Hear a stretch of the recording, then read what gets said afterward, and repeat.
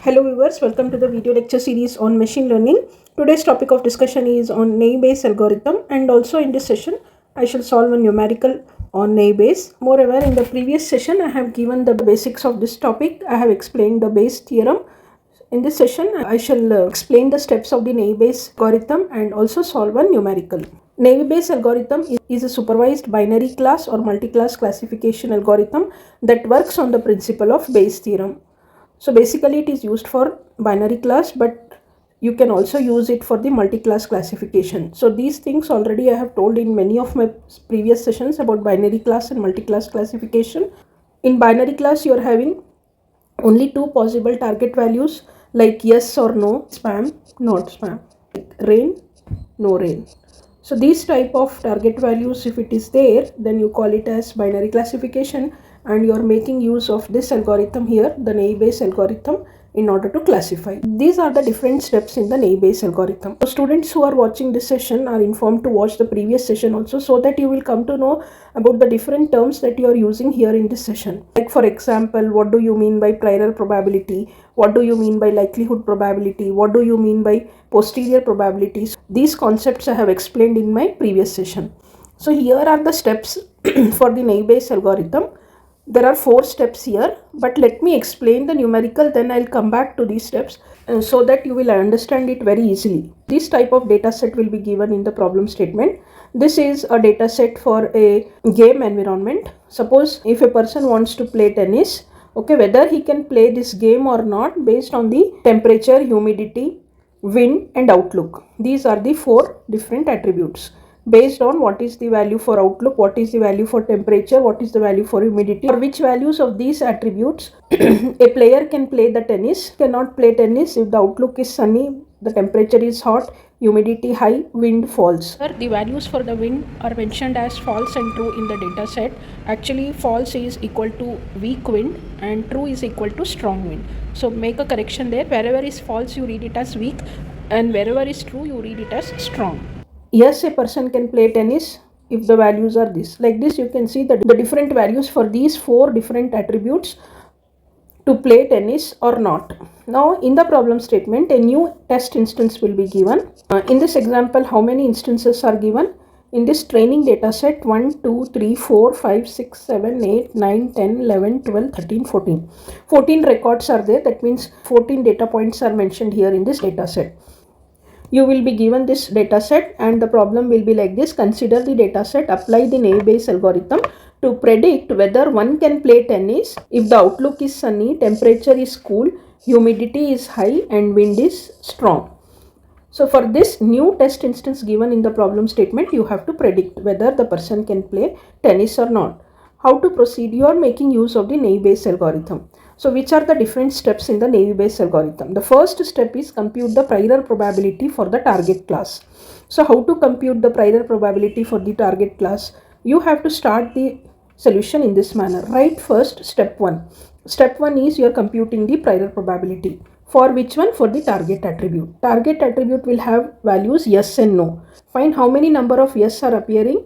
9. And total number of records or instances are 14. So the probability, the prior probability, how do you compute? The Bayes theorem, whatever you wrote is what? P of A. Okay. So this P of A, whatever you have in the Bayes theorem is your prior probability. If I have to tell you in simple words, this complete theorem is what? You are going to compute the posterior probability. First time taking the hypothesis yes, second time taking the hypothesis no. For that you will be substituting all the values computed 2 times. For what? For the yes and second time for the no. So you require to substitute in the Bayes theorem the prior probability. So whatever prior probability you are computing, you are first writing down here. P of play tennis equal to yes is what? I can write like this also. P of yes. 9 times yes is appearing here out of 14 records. Okay.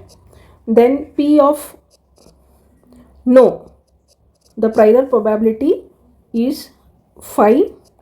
5 times no is appearing out of 14. So this way you are keeping ready the values. 9 by 14 for P of yes, 5 by 14 for P of no. Next one is you need to compute the frequency matrix and likelihood probability. You can check here. The step 2 is what? Compute the frequency matrix and likelihood probability for each of the feature now. Okay. First time what you have done is you have computed the prior probability for the target class.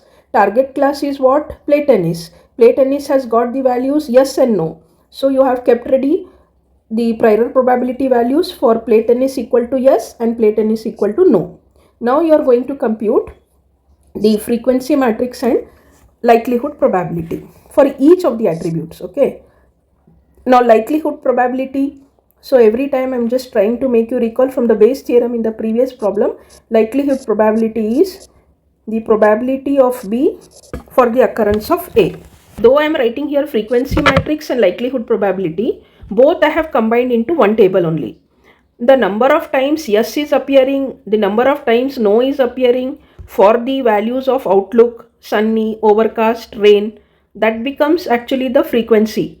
If I am writing only the numerator values, here you can check I have written in the numerator 2, here 3, here 4, here 0, here 3 and here 2. What does this numerator value indicates? Suppose if I had made a separate table initially, I would have called that table as frequency matrix, wherein I am writing what the frequency matrix for outlook. That means for all the remaining features.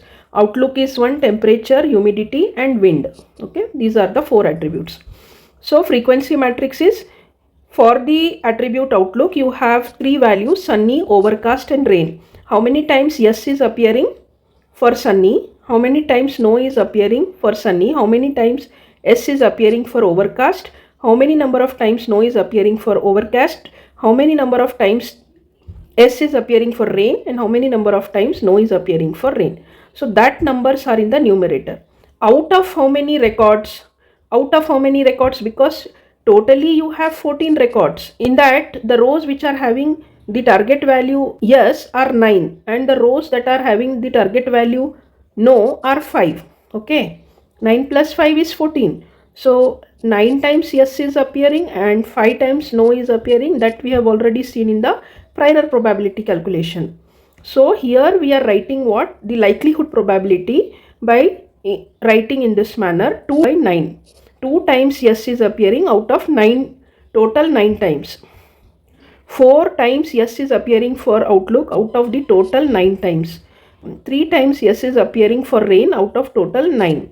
So this way you are writing the probability. For no also you are writing. For sunny, if you check 3 times no is appearing. You can just cross check here. I have written sunny. What did I write for sunny? 3 times no is appearing. Sunny is here, sunny is here. So this is no, this is no. Here sunny, no. Okay, one more sunny is there, but value is yes. So that we are not. I am just keep telling you to check the count of no. This is yes. Okay. So totally we have sunny how many times? 1, 2, 3, 4, 5. In that 5, 2 are yes and 3 are no. So that numbers only I am writing here. Similarly, you have to do it for the attribute temperature. In the temperature, you check which are the possible values: hot, mild and cool. Hot is here. Okay. Hot is here 1, 2, 3, 4. 4 rows are having hot. In that how many no's are appearing for hot? 1, 2. 2 no and 2 yes. So that is what you can check here. 2 no and 2 yes. Out of total yes 9, 2 are yes for hot. Out of total 5 no's, 2 are no's here for the hot. Similarly, you will write it for mild, cool. So these 4 tables you can easily extract from the given data set. You are computing here the likelihood probability. So you will write all the values in the likelihood probability in this manner. Once done, always remember that this is the formula. No doubt you are making use of the words evidence and hypothesis for A and B that I am using in the Bayes theorem. So let us keep the same terms that we are using in the textbook. So for this, what we have to do is the step 3. Now step 3. 2 steps are over. Step 3, let us see. Calculate the probability of all hypotheses using the Bayes theorem. All hypothesis is here what? You have 2 hypotheses. One is yes and another is no. So for the hypothesis yes and for the occurrence of the test data, so that is how you have to write here. Probability of A for the occurrence of B. If I have to relate with this data set, A is here your yes, okay, and B is your test data. And test data is what? All the attributes of your test instance. You have sunny, cool, high, strong. So these four are there, x1, x2, x3, x4. Okay, these are the attributes here that becomes your test data. Fine. So normally what we can do is we can simply write like this: P of yes for the test data. Okay, and test data in this example we are having four attributes. Same thing I am writing here. Okay, as per the standard way of writing this terms, I am writing it here. Probability of plate n is equal to yes for the occurrence of the test data. That means now you will be writing probability of B is what? B is your test data. But your test data is having four different attributes. You can check here in the problem statement. Outlook is one, temperature, humidity and wind. Four attributes are there. So I'm going to do is for this P of B for the occurrence of A, you are writing like this: test data. Probability of sunny for yes, probability of cool for yes, probability of high for yes, probability of strong for yes. So up till here, these are the four different values in the test data. Comma, you can check here comma, because as per the formula, what is that? This gets multiplied by P of A. P of A is your prior probability. Prior probability, now we are computing what for what? P of yes. So in the prior probability also we'll write P of A is nothing but P of yes. Okay, you are taking all these four different values of the test data, getting multiplied with the probability of yes, which is the prior probability. And if you observe here in the denominator we have P of B. So we are not including P of B, we can ignore that in the denominator. I have written this note and also have given a detailed explanation of this ignoring the denominator in my previous session. Now at presently I can only tell once again here in the note we can ignore the P of B. P of B is what? P of test data in the denominator. We can ignore P of test data in the denominator since it is common for all the cases to be considered. Now we are not writing anything in place of P of B, and we will substitute only what is there in the numerator. In the numerator, the first one is P of sunny for the occurrence of yes. Okay. What is the value? I have written here 2 by 9. From where did you get? You have already constructed the table here. You can check in this. Sunny for the occurrence of yes is 2 by 9. Okay. So you have written cool for the occurrence of yes. Here it is 3 by 9. So you will substitute 3 by 9. Then high for the occurrence of yes, how many times it is appearing? High is here 1, 2, 3, 4, 5, 6, 7. Yes is appearing how many times? Here 1, 2, 3. So let me correct this. This is 3 by 9. Okay. So now I will substitute here 3 by 9. Next, P of strong for the occurrence of yes. Strong for the occurrence of yes is here. It is 3 by 9. So that also I will substitute here 3 by 9 multiplied by P of yes. P of yes we will get from the prior probability. Prior probability we have computed here. P of yes, you can check how much we got. 9 by 14. So we will write here 9 by 14. Once you simplify this, you will get 0.053. This is what you have computed for P of yes. Now you will carry out for P of no. Okay. P of no for the occurrence of the test data. Here I have written no for the occurrence, which is equal to, in the numerator you have whatever you did previously was for yes. Now you are going to take the values for the occurrences of no. Sunny for the occurrence of no is 3 by 5. You will write here 3 by 5. Then cool for the occurrence of no from the table is 1 by 5. And high for the occurrence of no is 4 by 5. Strong for the occurrence of no is 3 by 5. And here you can check P of no, that is from the probability, prior probability, we will get here P of no as 5 by 14. So 5 times no is appearing out of the total 14 times. When you substitute, you will get 0.206. Now you just see the values 0.053, 0.206, which is higher. That is what you need to calculate here in the Navy Bayes algorithm. That's why this is the formula that is given in your textbook. The formula says that when you are calculating the posterior probability, you have to take the maximum of what you have computed. First time you have computed for yes and second time you have computed for no. So here 0.053, 0.206, which is maximum. 0.206 is maximum. Okay, so we can write down value for P, play tennis equal to no, is higher compared to play tennis equal to yes. So for no we got 0.206 and for yes you got 0.053. Now which is higher? This one is higher.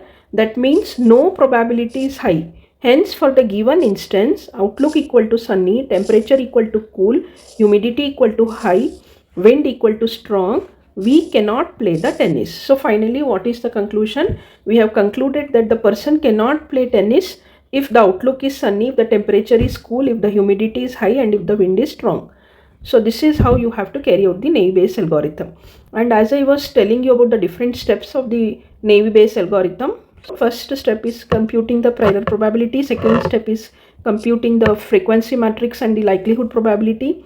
Third step is you will calculate the probability of the hypothesis of all hypotheses. That means for the first time yes and second time no, using the Bayes theorem. Then step 4 is you will take the maximum. Whatever probability you have computed in step 3, you will take the maximum and classify the given test instance to the hypothesis with the highest probability. So whichever higher value you got, you will try to classify that test instance to that particular hypothesis only. In this example, the hypothesis that we got after computation is no. You can compute P of yes and P of no by considering the denominator here. This will also be a verification step for you. So P of yes is equal to P of yes divided by P of yes plus P of no. You got the value P of yes as 0.053. So write that in the numerator, and in the denominator 0.053 plus 0.206. Final answer what you get is 0.205. Next you compute P of no. P of no equal to P of no divided by P of yes plus P of no. Substitute the values because you got for P of no 0.0206. Then these values you substitute. Simplify, you will get 0.795. One main thing is when you carry out with the denominator and whatever values you get, 0.205 here you got and 0.795 you get. These are probabilities. Fine.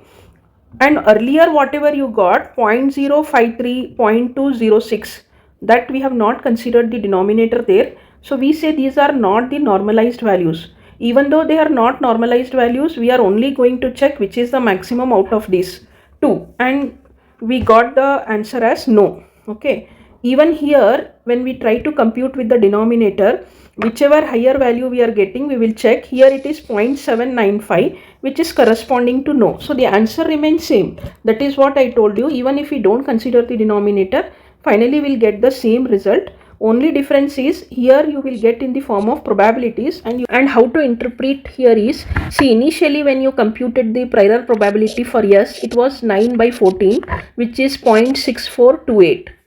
And when you computed the prior probability for no, it was 5 by 14, which is 0.3571. That means what was your initial belief? Your initial belief was the person can play tennis. 64.3% chances were there for the person to play tennis. But after you carry out using the Naive-Bayes algorithm, you computed the posterior probability and you got to know it is only 20.5% chances are there for the person to play tennis. And for no, if you take into consideration, the prior belief was the person cannot play the tennis. The chances were how much? 35.71%. But now you see there is a huge difference. The difference you can look here. Now you are telling that the chances of not playing the tennis is 79.5%. So hope you people are not only trying to understand the steps that are there for a given problem, you should also know how to interpret the result and what exactly you are doing. So in this numerical, what was the problem statement and what was the data set? It was about the play tennis, whether the person can play the tennis or not.